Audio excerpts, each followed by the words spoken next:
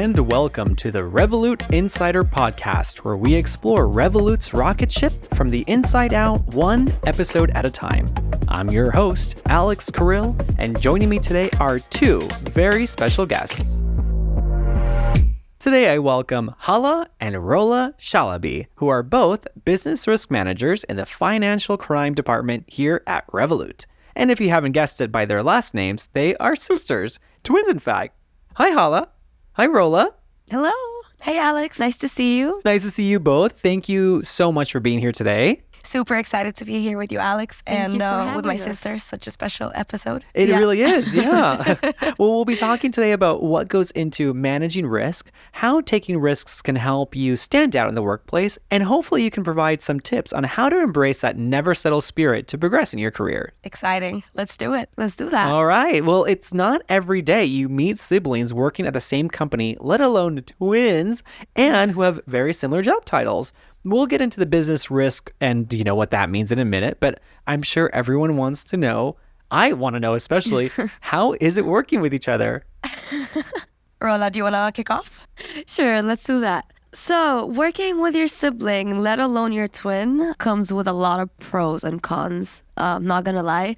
It's a weird experience, but given the fact that we grew up with each other, we got used to doing everything together. It's not that much of a hassle for the both of us. I think it's quite enjoyable to work with your sibling. You understand each other. You work in a way that the other understands your weaknesses, your strong points. I enjoy it. Sometimes it gets annoying. I mean, she's my twin sister after all. But I would say overall, I enjoy working with my twin sister. To add to that, we're two completely different people. So it really helps out with projects where you need two heads or you need two point of views. So you finish a project and then you ask your sister, hey, what do you think of this? And then she comes out with these weird points and you're like, I never thought of that. Thank you. So it comes in really, really handy to have a point of view of another person, but especially someone that thinks slightly different than how we would do things. You know, I love my sister, but I don't know if I'd want to work with her. So I'm glad that you both have that great relationship. Are you able to separate work and personal family life, or do you talk about work over dinner sometimes? It depends on the day, really. But for most part, if it's 30 minutes after work or if it's an hour after work and it's a normal working day, like nothing special happened, maybe we'll discuss a few points that we wanted to finish today or a few things that we want to work on together. But if it's been a hectic day or if there's been a lot of things that we've been thinking about, sometimes the topics get into dinner and sometimes it gets annoying with friends because they're like, okay, we don't know what you're talking about. And for us, we need to talk about it. Sorry. It's part of our lives. It's part of who we are. It's part of our relationship. Just give us a quick moment here, you know? Yeah, exactly. Like, sorry, give us a moment. We're just going to talk this out and then we'll be right with it's like you in a moment. Twin bonding moment. I'm sorry, just give us a second. But it also helps out sometimes when you're really stressed. So the other twin comes in and she's like, come on, it's a job. You need to calm down.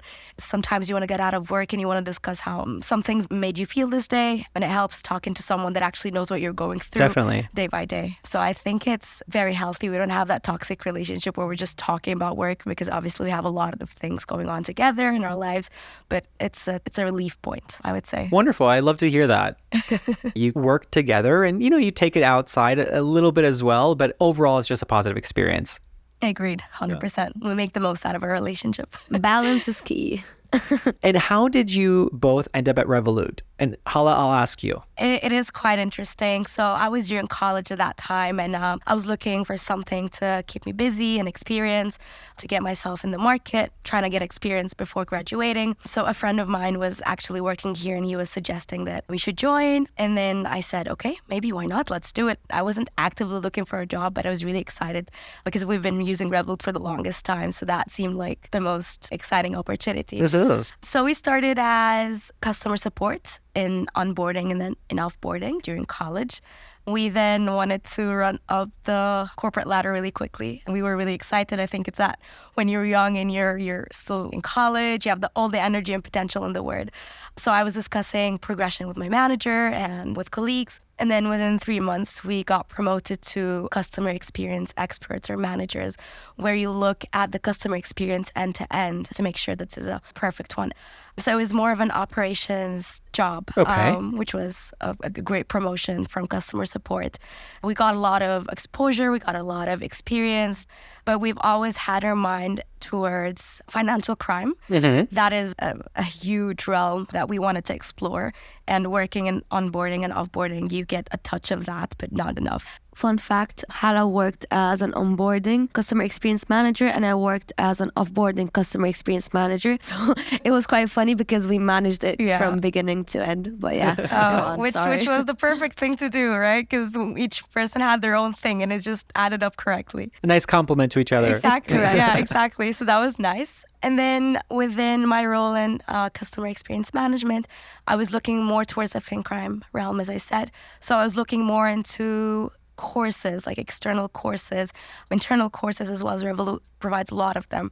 And then I realized that there's a mix of both worlds, risk and fin crime all together. So we did end up getting an external course that we were like, you know what, it's an investment in ourselves, let's do that.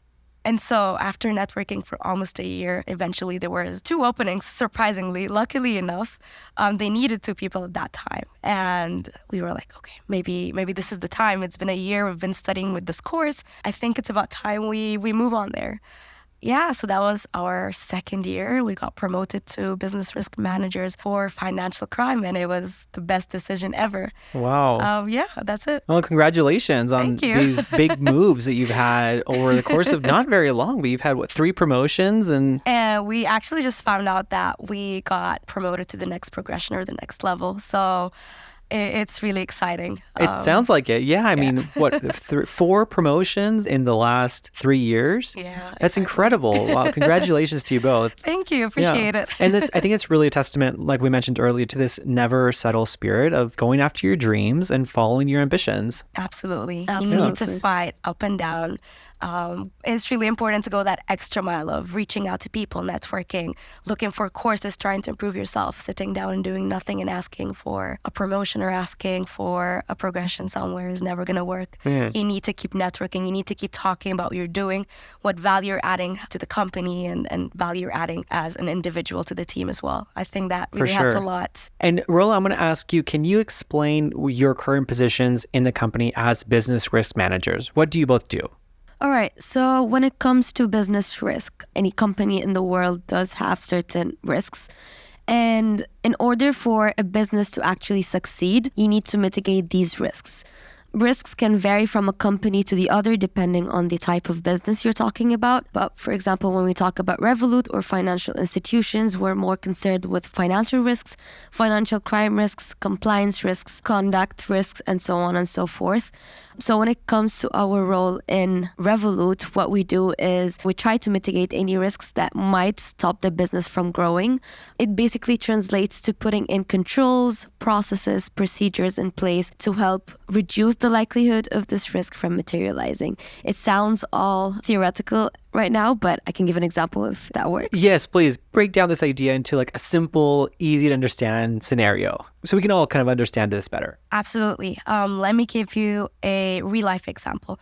Imagine you decided to open a restaurant. In order to open a restaurant, you need to make sure that your chefs, your staff, and your customers are safe, right? So imagine you have a kitchen. What sort of risks you might have with having a kitchen? I think fire. Obviously, the first thing that comes to your mind. Exactly.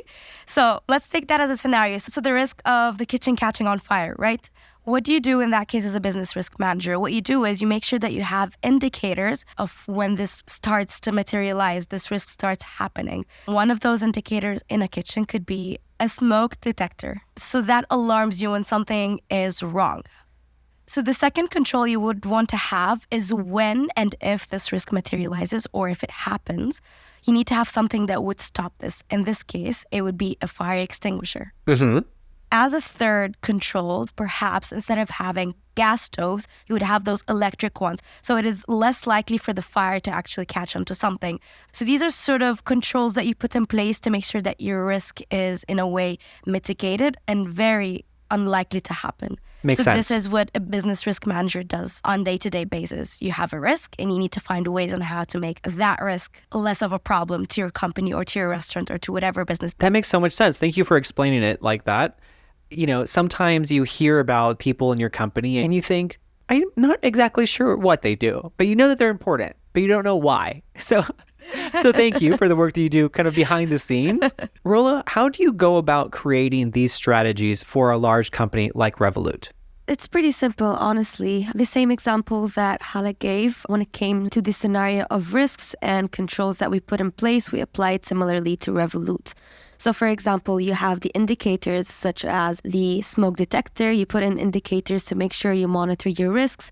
You're on top of them. If something were to happen, you make sure to act immediately and you kind of go into firefighting mode. Similarly, we have preventative controls, which are essentially controls that make sure this risk never materializes. Let me give an example. Please. When you open an account with Revolut, you do provide a selfie or a video in some cases, and that helps Revolut ensure that you're a real person and you are who you say you are, and that eventually prevents fraud from occurring in the future. When it comes to creating strategies for a large company like Revolut, it's important to take into account that risks might actually materialize, and as a business risk manager, you need to put in controls or fail-safe to make sure this risk is mitigated if it does materialize. So the example of the fire extinguisher, similarly in Revolut, we have product solutions that aid in preventing the risk from materializing. We have procedures, we have trainings, we make sure we provide the relevant feedback to our employees to ensure that this risk is fully mitigated. Wow, sounds like a lot of work to do, but like you mentioned, necessary for any business, really. So what can businesses do to protect themselves against risk? In order to protect yourself or your company from a risk, you need to acknowledge that you have risks in the first place. The potential, acknowledge the potential that there is a risk. Correct. Okay. And you need to identify all possible risks within your company depending on the nature of business you're dealing with, right? And so as a company, you need to constantly test your controls. You need to constantly monitor your controls to ensure it's actually working. So let's take the smoke detector as an example. You need to essentially on a periodic basis actually put smoke next to the smoke detector and check or test it if it actually will alarm you if there's a fire going on. Let's put it that way. And to be honest, as a business owner, I would not reinvent the wheel. I would look at industry standards, I would look at other companies, look at other controls that are put in place for similar businesses to what I have.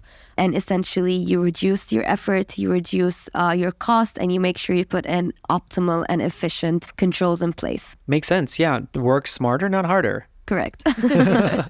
And as business risk managers, in your opinion, is it possible to have a zero risk business? Absolutely not. Absolutely not. That's not happening. Essentially, if you have zero risks in your business, you're not going to grow, right? Growing comes with its own risks. And in order for a business to grow, we need to mitigate these risks to a point where you are safe, but you're growing. You cannot have a zero risk business. You're not going to grow, whether it's in life, whether it's in a business, but you need to take risks in order to go somewhere. You need to take a risk in order to grow. So we need to have a balance of business growth versus risk management. Risk management is not a blocker to growth, but rather an engine to help you grow in a safe way with the least amount of resistance. And you kind of touched on it on the personal side as well, right? It's really hard to have a zero risk life. I mean, even if you try, and if you do, I think it'll be quite boring, right? Absolutely. What do you think about taking risks in your personal lives? I'm a risk girl, in and out, through and through. Rola, how about you? Adrenaline drives me, and if I don't take risks, I'm not living. I thrive for the risk, both professionally and personally. Absolutely. All right. Maybe this is a perfect job for you too then, right? This business risk managers, two individuals that love to take risks. Absolutely. But mitigate it for the company. That's a better dynamic, I think. Exactly. Yeah. For the company, personally, I'm not sure. And what about from a customer's perspective? Is there anything you can do to protect yourself from, let's say, risky situations or just to help keep your account and your money safe? Totally. In fact, Revolut provides fraud trainings in the app in the Learn section where it teaches you about all sorts of fraud, how to protect yourself from them, and what could you potentially notice or what are fraud alerts or fraud signs. I think it's very useful. You can even go the extra mile, reach out to our customer support who is available 24/7 a day in order to clear any of your doubts. It's so much easier just to contact customer support, get a clear answer, and avoid any potential headaches. Exactly. Well, on that note, we're going to take a quick break. And when we come back, I want to ask you both about taking risks in your own lives. We'll be right back with more Insider Views. This episode of the Revolut Insider Podcast is brought to you by Revolut Joint Accounts. Sending, spending, and sharing money with Revolut Joint Accounts is simple and made for every kind of duo, whether it's your partner, parent, pal, or twin sister. Do life together with Revolut Joint Accounts. You and your duo must live in the same country to open an account. Terms and conditions apply. And we're back on the Revolut Insider Podcast. I'm chatting with not one, but two business risk managers here at Revolut who just so happen to be twin sisters, Hala and Rola. Good to be back. Again. Do you enjoy doing stuff together outside of work too? Or are you just like, okay, we've worked together all day, I'm good? It's a very sensitive question because I might get the... What do you mean sensitive? All right, Rola, you go first. You tell me what you think. It's definitely good to have a support system, like each other to lean on. There are two types of twins. You've got the twins that are nothing alike. They don't like each other. And then you've got the twins that tolerate each other, right? Okay, I see it. And actually do things together. Luckily, we're both quite connected. We share similar interests. Although we do have some conflicts, both in work and personally, but it's definitely a joy to share this journey with her. Oh, that's really sweet. Hala, what do you think? I don't know what to say about that. It was all good. It was fine. It was pretty positive. Yeah. I do enjoy doing stuff outside of work with her, though we do have certain things that we do differently. She likes reading books. I like watching Netflix more. I like yoga. She likes gym. Well, I'm sure it's nice having a support system like each other to lean on. How has going through your career journey together helped or maybe hindered your ability to take risks? Quite the opposite, actually. Hala definitely did not hinder my ability to take any risks. In fact, she was my biggest motivator in a way and my biggest push to move forward. Hala's a very ambitious person and I'm quite of a scaredy cat, let's say. I need this push to go for something. And so with her support and her ambition and her ability to just take on risks and her never settle spirit was definitely a huge motivator for me. I mean, we've been promoted, 4 times at this point? And I would say the hugest driver for that was her ambition and her push for us, So yeah. Hala, I hope you have the same sentiment towards me. Absolutely. Sure, yeah, right. And sometimes we avoid risk and sometimes we seek it. How do you navigate pushing past your own limits in a healthy way to take a little risk? We're at an advantage, to be honest, as twins. I'm, as Hala, the person that pushes through, sometimes runs and rushes through things, and she's the person that is slower and takes time to think, so we kind of balance each other out. And it's very useful to have someone fact check you all the time, especially when they think in a different way and they share life with you. I think that's very useful. But if you don't have a twin sister or a brother, you can always fact check with your friend, with your family. Does it make sense? Am I being too rushed? Am I too slow? Should I go forward? Should I not? It's always good to think things out with other people around you. Yeah, definitely. Finding that balance for yourself of where you feel comfortable to take a little risk, but also feel protected in a way. But you have to take that little risk to give yourself a little push to get out there, right? In order to try new things, you're always going to have to do it. Otherwise, you're staying where you are. We don't want that. No. And let's talk about how you became business risk managers, because it wasn't a straight line for you both. And it wasn't also a typical hiring process either. Yeah. Can you tell me how you made this career move and what went into you getting to be business risk managers? Hala, I'll take this one because it's a very dear memory to me. So, as mentioned before, we worked in operations, right? And risk was something we've always been interested in, and we've seen how risk managers were working in the company, and it has always been quite interesting. However, as mentioned before, myself, Rola, I've always had this doubt in me. I'm a little bit scared. I always had this, oh, maybe you don't have enough experience. I don't think you should go for it. But then Hala was the fire behind me, no, push, let's do this, let's do that. Even if we get rejected, what happens?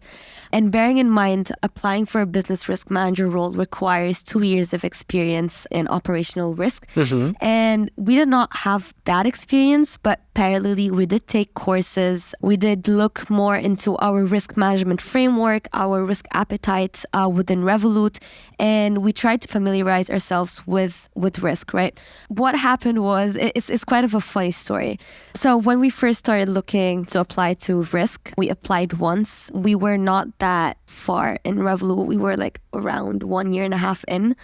Our application got rejected, obviously due to lack of experience. So we worked on ourselves even harder. We reached out to stakeholders, more networking, reached out to all risk managers, any person that had risk in their title, we've reached out to, or particularly Hala did reach out to them. Yeah. Guilty. What were you asking them? What were you reaching out to them So for? I see the word risk manager and I Slack them, hey, I'm interested Not in even risk What do you manager, do? just risk. The word risk, even things that are completely different from what I do. I'm like, hi, I see, I've noticed you're Something a risk. expert. I was really interested in this. Can we have like a 15-minute call? Or if you could give me like some advice, any courses, any content that I could look into. Oh, wow. I was trying as well to have some visibility in case someone is actually looking for a risk manager. They have their candidate excited and ready.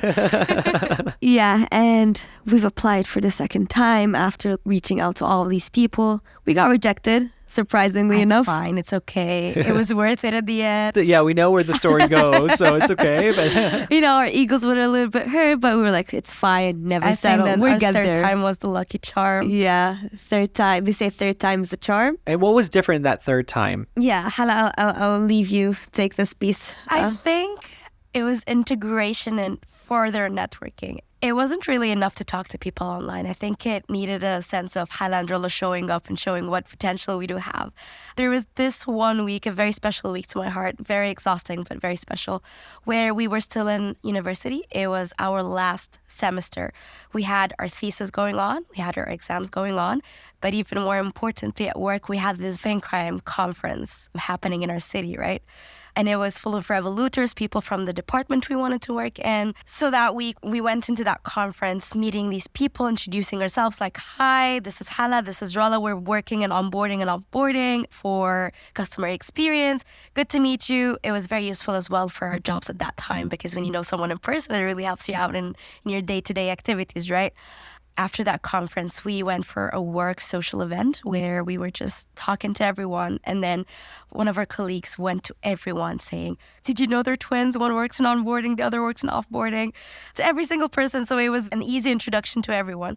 But then after, we had an exam the next day, 8 a.m. Oh, wow. In college. This is when In you're going to college. university. It was in another city. We had to travel 3 hours by train, right? Wow. This social event happened around 10. We took a bus around midnight. Arrived around 5 a.m., studied from 5 a.m. up until 8 a.m., took the exam, took that bus back, went straight to work. Wow. And that was one of the most, Exhausting but rewarding weeks in I our would life. say so. I think that day changed a lot for me. If it wasn't for that social event where I spoke to people, a lot would not have happened after. I do not regret it. My sleeping schedule was not very happy, but my current self, future self, is thanking me for that day and for the running around with the exams and the buses and everything. Wow. So Never yeah, settle, never. never. So, I mean, if that's not a prime example of the never settle spirit, I don't know what is. So congratulations to you both, really. It's a testament to if you put your mind to something, it's just a matter of time before you achieve it. So really congratulations. Absolutely agreed. Thank you. Yeah. And what's your advice on how to stand out in general and be your own person? One thing that's quite important and something that I've personally struggled with is speaking out. Be honest, be direct, do not go in circles. If you think something's not right, call it out immediately. We're all different in a way, and I think that's what adds value the most to the company or to your workplace. I would add as well, if you're a person that likes to have fun, add that touch. Be the person that brings light to the table. And be you. Let your own light shine through anywhere you are, whether Absolutely, it's in your personal exactly. life or your work life. I love hearing that and seeing how much you both support each other. Okay, one more question about risk. Is it worth it? Absolutely. Take risks, take that leap of faith, push through, and it's going to take you places you never thought you would be at. Or exactly where you want it to be? Exactly. Okay, one final question to each of you. What advice would you give to yourself when you were just starting out in your career? Hala, I'll ask you first. If I could give advice to myself when I just started out, I would essentially say, Hala, do not take it personal. Everyone is trying to do their job. Everyone is having their own day as you are. Do not take it personal. I like that. And Rola, what about you? Stop self-doubting. Stop it with this imposter syndrome. Believe in your skill set, believe in yourself, and know that you're making an impact, a positive one. So believe in yourself and push through. What a great note to end on. Believe in yourself and push through. Well, thank you both so much for being here today. I really appreciate it. Thank you so much. Super Thank happy you. to be here with everyone and with you, especially Alex. Oh, no problem. It's my pleasure, really. And thank you, Alex. And I'm happy to share this experience as well with my twin sister. Oh, I'm glad to have been a part of it. So thank you and never settle. That's our motto. Thanks again. And thank you, insiders, for listening. You can follow us to stay updated on the next episode and check out what we're up to on Instagram at Revolut Insider. Thanks for tuning in to the Revolut Insider podcast, where we explore Revolut's rocket ship from the inside out. Until next time, remember, the sky is not the limit, it's just the beginning. Revolut. Change the way you money.